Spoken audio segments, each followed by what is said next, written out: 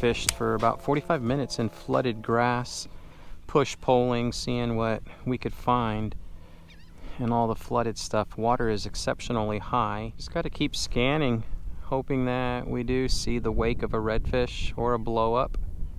Either or would be cool. One of the hardest things to do is learn the difference between seeing the wake of a redfish, or are you only seeing mullet kind of push through the area. Because when I first started fishing after retiring from the Marine Corps, coming back home, I swore left and right what I was seeing was reds. I'm like, man, the fish are there, but I can't get them to bite. And next thing you know, a couple of years of experience kind of prepared me for it, and being able to identify what was reds and mullet.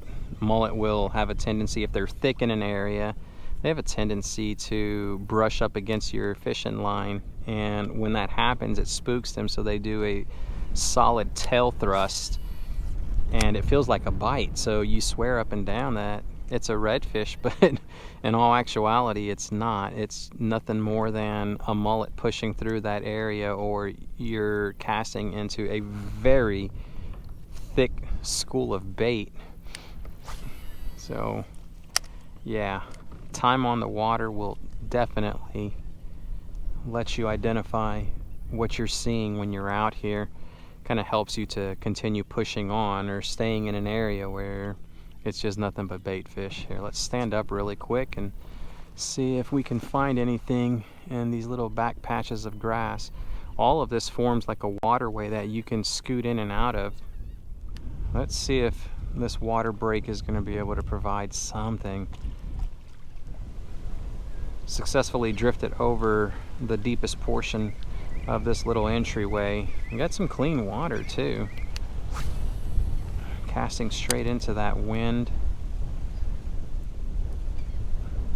Swimming this as slow as I possibly can to get it down there with the 5-foot depth.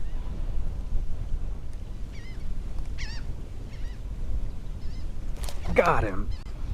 Boy, oh boy, I let that drop too.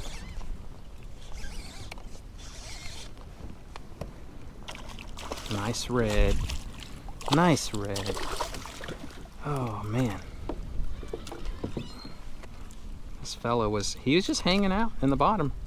That's it. Doing what they do. That's a gorgeous little redfish right there with that skelly swim hanging out of his mouth. Tap and then whacked it. Nice. The grind is definitely real, y'all. That's a skinny guy. He's got a little parasite right there. Get that off of him, kind of help him out. Almost a gorgeous blue tail, but he doesn't get no love. Keep eating them shrimp, buddy. It's been a tough one. It has been a very tough one, grinding it out. 3 hours now, and the winds have definitely kicked up, so before the conditions get super bad, let's see if we can haul in another fella. Fix this little spiked root beer right here. Before we go any further, welcome to MDLR Fishing. Thank you so much for tagging along on today's adventure. Today's video is sponsored by Catch Co. We're going to be using their branded lures. This right here is the Salt Native Skelly Swim in the spiked root beer color. We've got it paired up to an owner twist lock swim hook in the 4/0 size with a 3/16 ounce weight down there at the belly. If you're interested in these lures, you can check them out by going to the Shop Karl's website. It's going to be linked in my video description down below, and you'll be able to check out these guys right here. little variety pack that I put together to conserve on space. But down there at the bottom is the color that we're using today. In the middle is the rusty penny, and then on top is that glitter bomb. And here's a quick look at the hooks that we're using as well. So the differences in those colors, it just depends on what the water clarity is like, and that's how I decide to fish them. Right now we have very murky stuff, so we're going with the darker profile. Go over here, fish the entrance to the back lake. Oh, just missed him. Just missed him. Killed the motor. Whatever it was is not there anymore. That's tough, because on a day whenever you're having to grind it out, them bites are few and far between, so you got to make it count whenever it does happen. Got to be ready for it. Be ready for that next one.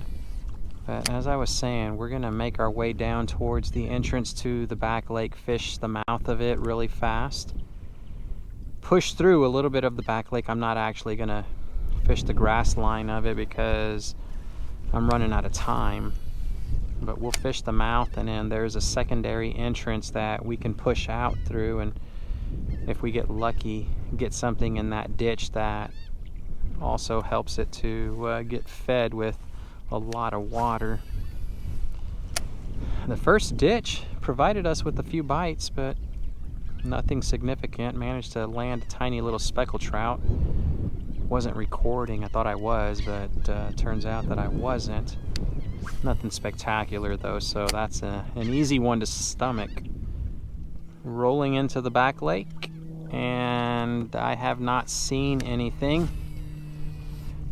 Nothing that looks promising at all. 1.5 foot deep. No bait going airborne, no blow-ups, no birds working the bank line. There we go. Yes. Just played the numbers, y'all. Oh, that is a donkey. Get over here, son. You may as well give up. You are done. Got this fella working.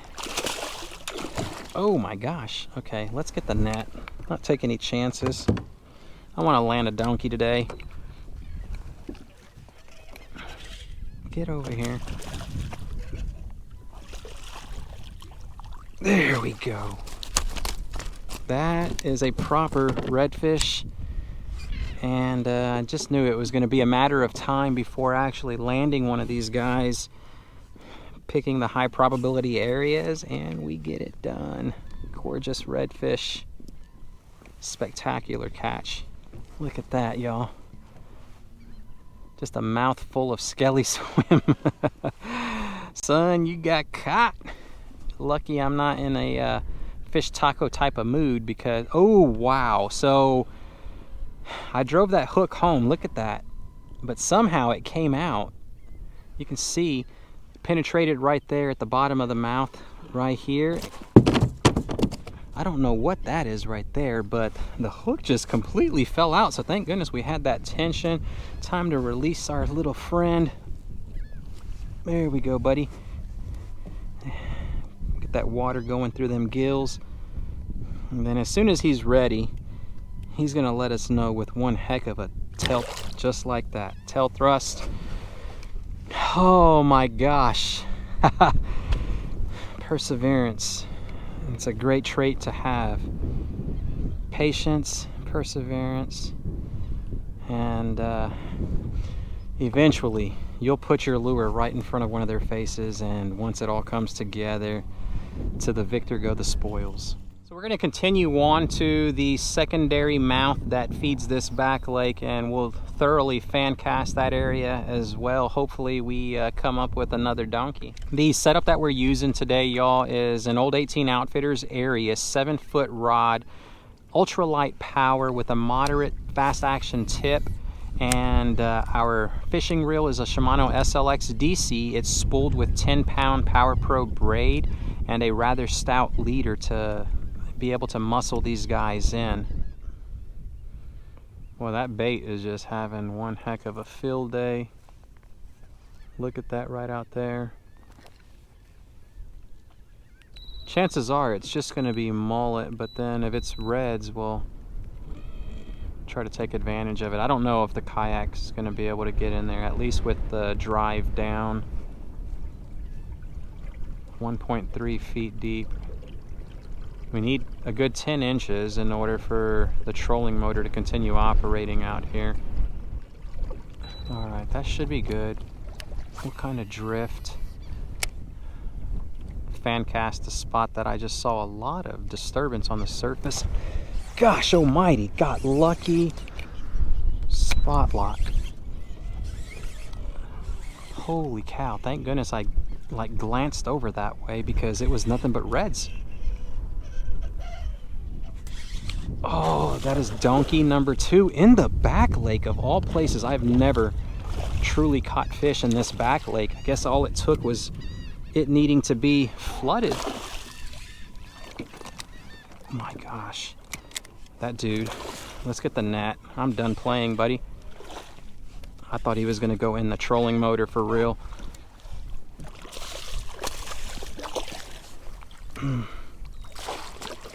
There we go. Donkey number 2. Whew. Such a gorgeous looking redfish. This dude is massive too.